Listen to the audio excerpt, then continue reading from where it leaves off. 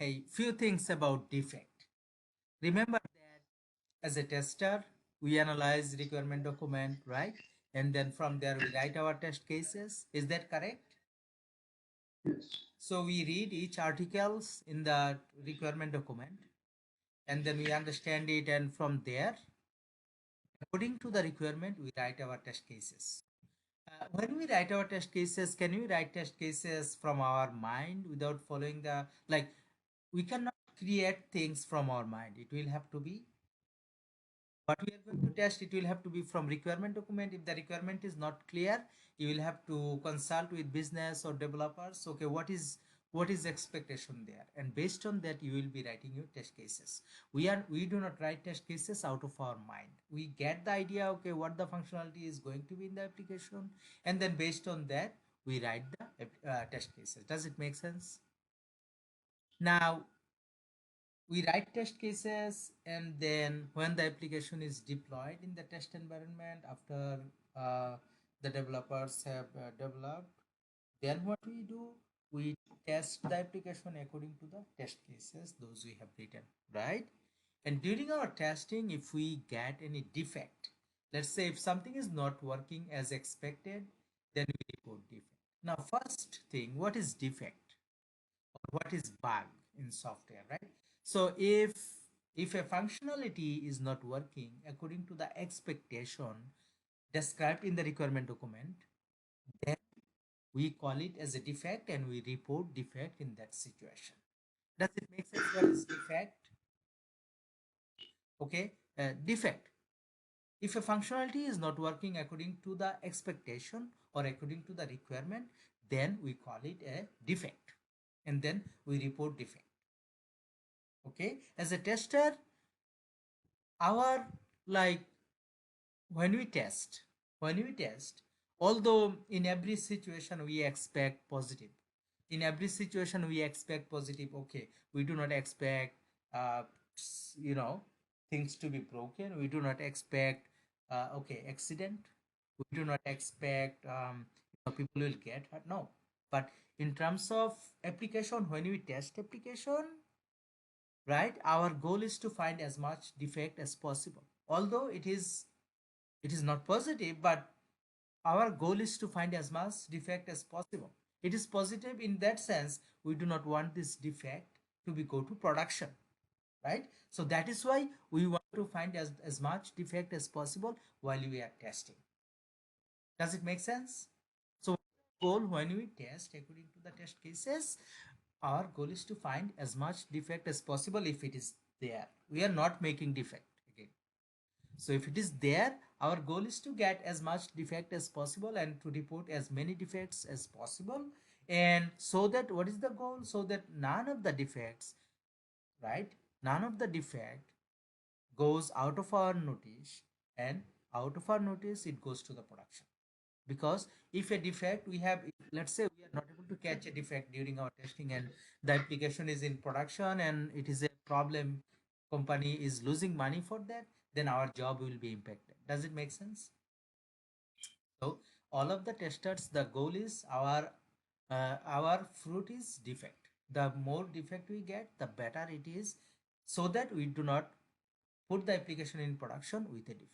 Now, so can you notice, like, what are the phases? We analyze requirement, and after analyzing requirement, we write test cases. If some requirements are ambiguous, we do not understand, we reach out to developers, we reach out to BAs, business analysts, we reach out to whoever has information, right? We reach out to them, and and what we do, we we write our test cases, and once the application is developed and put it in the test environment, we do our testing according to the test cases, according to the test plan. And then if there is a defect, we report defect or bug. Remember, defect or bug. Now how do you report a defect or bug? So a summary here, how to report a defect. So we will make sure the following information is added while reporting a defect. Okay, we'll make sure the following information is added while reporting a defect. Defect headers, basically we select what environment, whom are we assigning the defect. Okay, there will be like few headers like drop down box. Again, we report defect in tools like that LM tool that you have request access.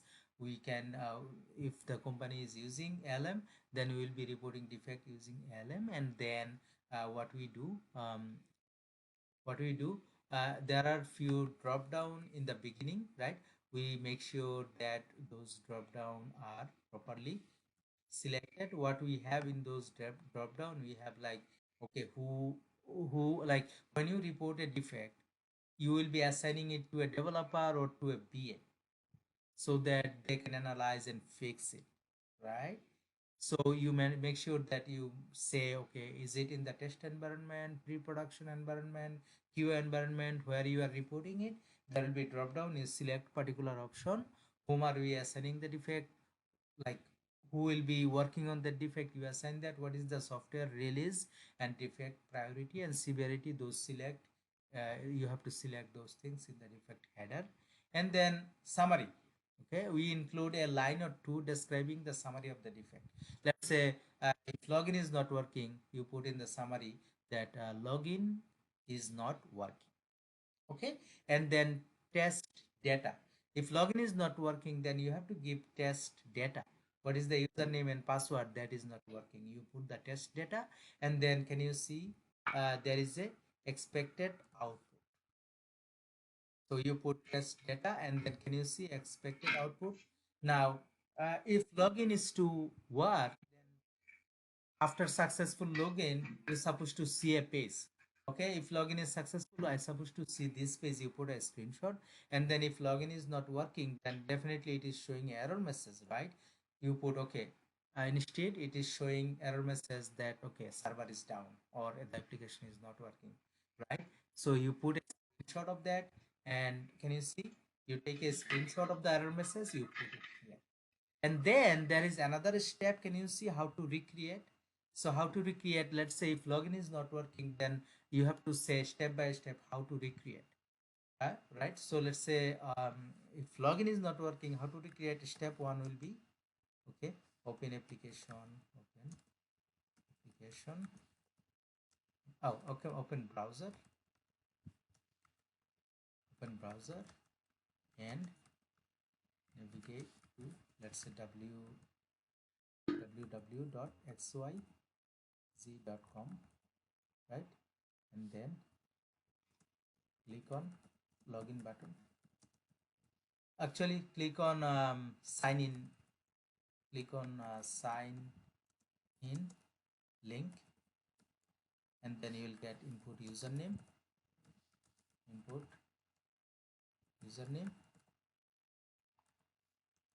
number 4, input password, number 5. Click on login. Okay, that's it. Like you have to tell how to create that. You have to tell step by step.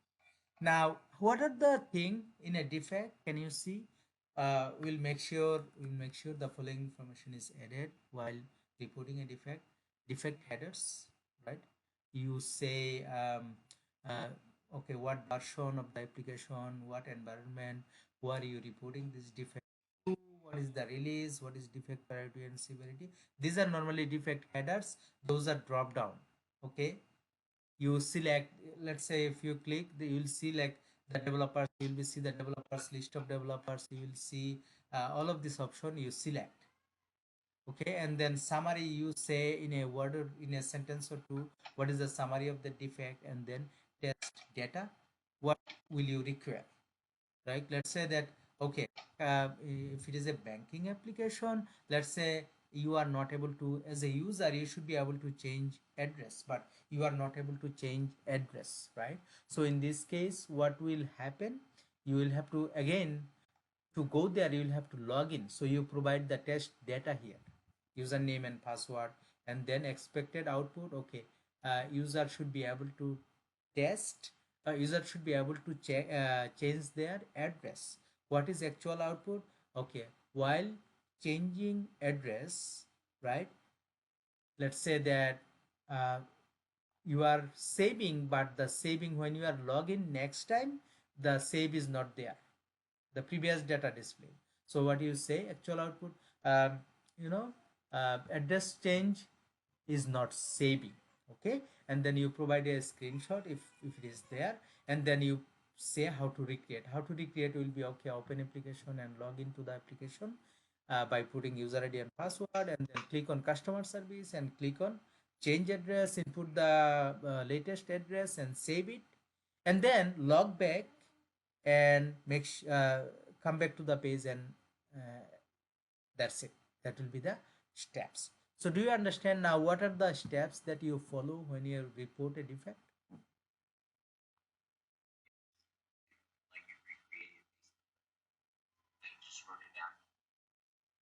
Yeah. So what are the key portion of the defect? Can anyone explain?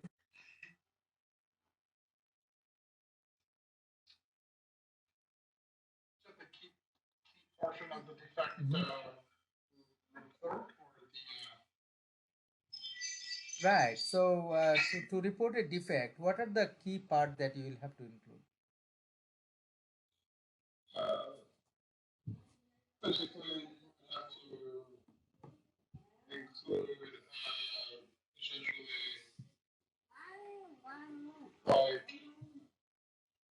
like could you repeat that question for me? So what Sure. what are the part of the defect when you report a defect? What are the key parts?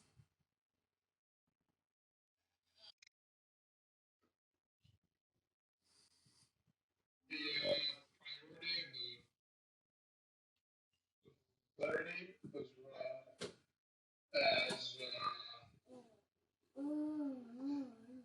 as like saying the output that was supposed to happen, Mhm. but it didn't.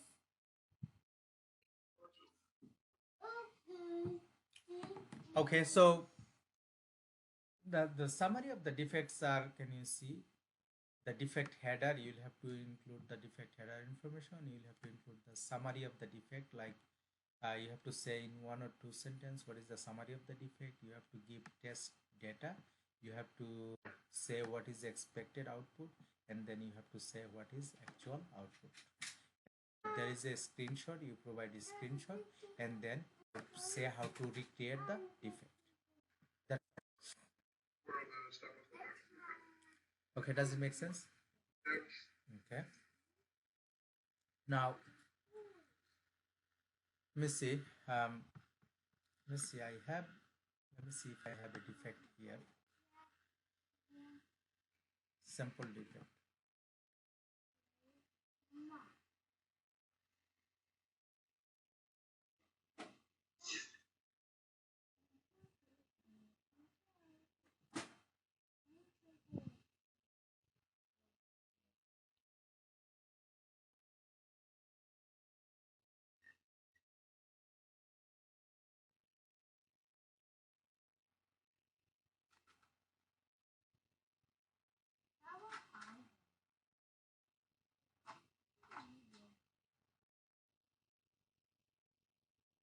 Okay.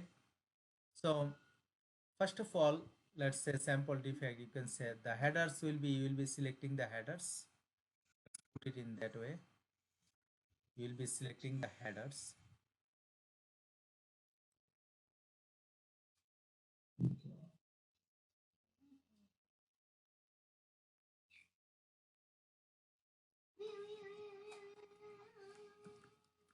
Headers.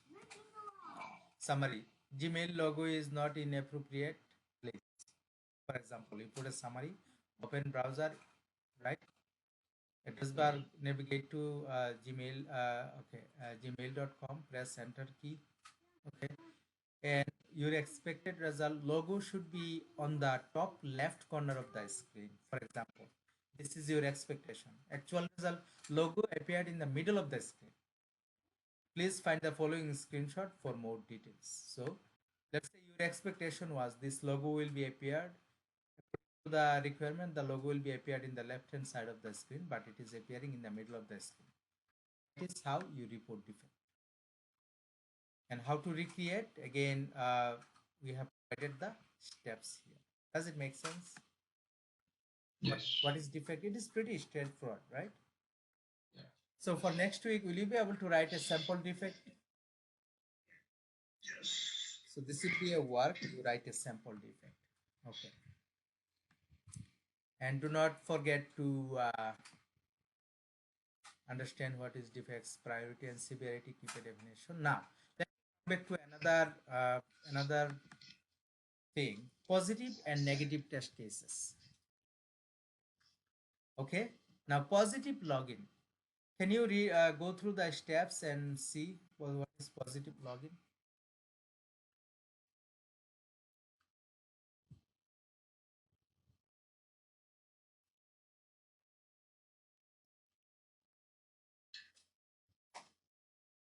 Yes.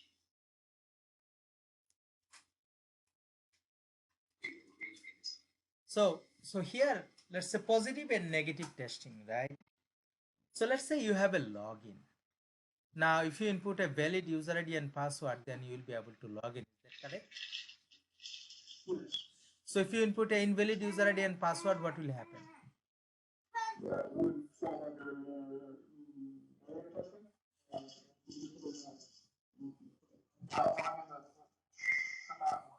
It should not work. But if you put an invalid login, and then if you still are able to log in, then you have to report a defect, right? So what is the purpose of negative testing? The purpose of negative testing to make sure that if you provide invalid data, the application is rejecting, right? Let's say that there is a requirement. Let's say that, for example, if you go to new tour application, new tour demo site,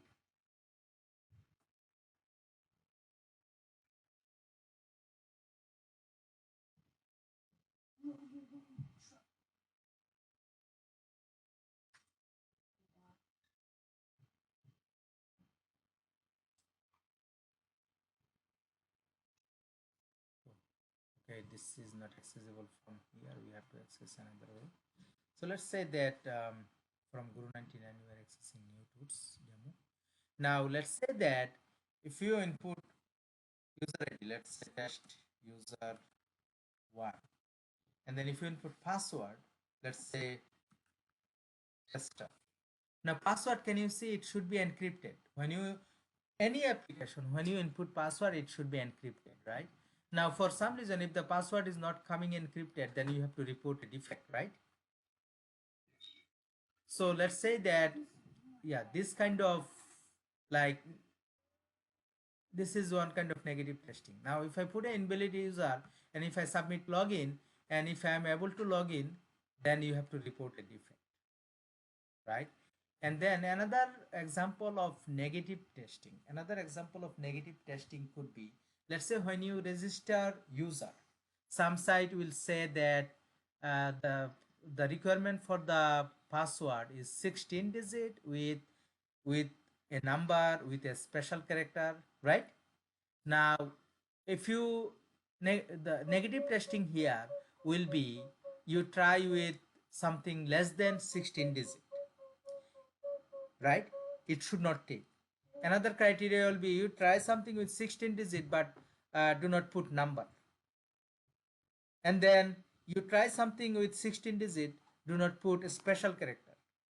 So these are negative testing to make sure that all of the criteria that it's supposed to be satisfying, it is able to satisfy. Does it make sense what is negative testing to both of you? Okay. So if I ask you in terms of password, give me an example of negative testing. Will you be able to explain it? Okay. Now input invalid password, invalid username, right? And then when you click on login, appropriate error message will be displayed. This is what negative testing is. Okay. So are you good with positive and negative testing? Okay. Let me bring another thing that I wanted to discuss today. So we have discussed defect, we have shown a sample defect, we have discussed positive and negative testing, and then let's bring, I'm going to send this document to you guys, different testing types. I'm going to send this document as well. So from here, you will be going through all of the different testing types. You go through, you read it. If you do not understand anything, I will be discussing it in the next class. Does it sounds good? Okay. And then let me bring one other topic and then we'll be done for today, except we have to discuss one other thing. So let's say that, not, not in our database, in our manual testing, we have this RTM, okay, RTM and test scenario. RTM and test scenario. And one other thing, you have to understand this concept regarding load balancing. Remember that you have clear understanding about this. So what happens in load balancing, right? Let's say that, let me bring this picture first. Can you see that, let's say Facebook or Google, people from India, people from China, people from Russia, everyone is using Google, right? Now, users are coming from all across the world. And then Google has all of the servers to support these users. Now, millions of people are using Google or Facebook. If all of the people jump into a single server, that server will be dead. Is that correct? So, so before this request go to Google or Facebook servers, there is a there are there are a technology here that we are calling load balancer. What load balancer does, load balancer knows this server, this server, this server, how much it is capability, how much user it already has currently.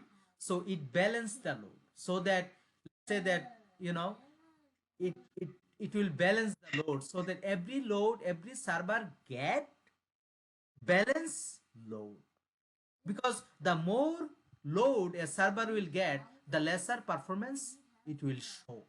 So that's why load balancer balance the load among the servers so that all of the users get similar experience. Does it make sense what is load balancing? Amit, does it make sense what is Yes. load balancing? I'll be sending that one as well to you today. Now, RTM, regarding RTM. So let me bring this RTM example. RTM is requirement traceability matrix. It is a good interview question. Requirement traceability matrix. I'm going to send you this document as well. Requirement traceability matrix. Remember this word, requirement traceability matrix.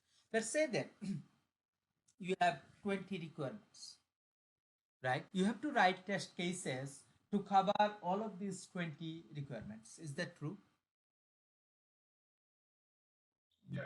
When you write test case, you cannot miss certain requirements, because if you miss a requirement, then there will be a testing gap and there is a possibility that there will be a bug in the production, right? So as a testing team, when we write test cases, after writing test cases, we make sure that we prepare a matrix. We prepare a matrix, okay, we list all of the requirements, and against the requirements we mention, okay, for this requirement we have written this test case, this test case, this test case. For requirement 3 we have written this test case, this test case, this test case. That means we map the test cases those we have written for a particular test case. Okay, we map the test cases with the requirement, and then after creating that mapping document, we give a walkthrough of that document to the project team, because we want to ensure, remember that when you work in a testing team, you want visibility. You understand what is visibility, right? You have to make sure that you have to show people that you are working. You have to convince people that you are doing something that is improving the application. You have to, for your promotion, for your pay rise, for everything, you have to be recognized by people what you are doing for, right? You have to show your work to people so that people recognize that okay, something he's doing something good work, some he's doing. So you have to prepare that traceability matrix, and you have to give a walkthrough to corresponding people, to the developers, to the testing manager, to the development manager, to the project manager. They have a feeling in their mind that okay, it will be tested correctly. They have covered every single requirement. They have written test cases for every single requirement, and you have given them a walkthrough to give a peace in their mind that the application will be tested properly. What is the purpose of RTM? Yes. So in RTM, right, let's say that, you know, let's say this is the test case that we have written. This is, you can prepare the RTM in multiple way. You can say, okay, this test case is covering this requirement. This test case is covering this requirement. This test case that you have written is covering this requirement. Or you can say, uh, requirement one, requirement name, and you can say okay, test cases. You can put test case 5, 6, 7. I have written for this. You can say requirement 2, requirement name. I have written 2, 3, 4 test cases like this. You can prepare it either way. Does it make sense? Okay. Now you come here. So let's say that this is the requirement number, right? Can you see for that Mercury tools? For that Mercury tools, let's say that for these requirements you have written these test cases, you have written these test cases. You can say in that way, okay, to cover this test requirement I have written this test case, to cover this requirement I have written this test case. In that way you can prepare this matrix document in multiple way. You can put okay, for this requirement I have prepared test case 1, 2, 3. For requirement 2 I have prepared test case 5, 6, 7. Or you can say test case 1 for this requirement. You prepare a mapping document somehow. Does it make sense? What is RTM, guys? Any question on this RTM? Okay, if I ask you, can you define RTM and prepare a sample RTM for your like the test cases you are writing for this Mercury Tours requirement. If I ask you prepare a RTM, then you'll be okay for requirement one test case 1, 2. For requirement 2 test case 2, 3. If possible, put the test case name. In that way, you will be able to prepare it. Is that correct? Okay. It's in practice, sir. Yeah, definitely. So do you think that is enough for today, or you want more things to discuss? Okay. Okay, let me bring one more thing and then we'll be done for today basically. So here in the database, we have done this. Okay. In this, we will be bringing this, but before that, we have these exams. So you have worked on exam 1, is that correct? Yes. Have you worked on exam 2? I don't think so. Let me bring exam 2.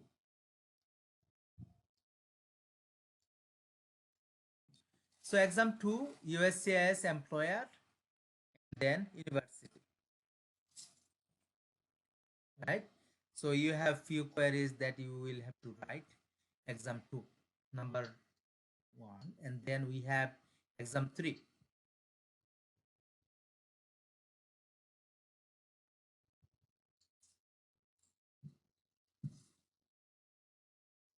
Again, we have this 4 table here.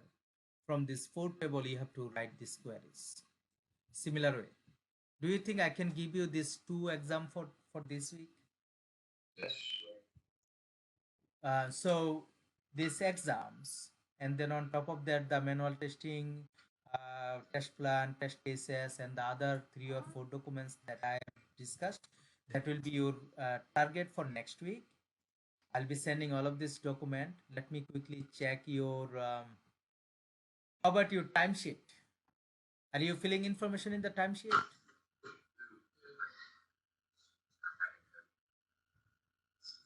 Amit, you are not doing it. I haven't. So I will stop recording and we will talk again next week. Let me know if you need anything from me, if you do not understand anything properly. Okay.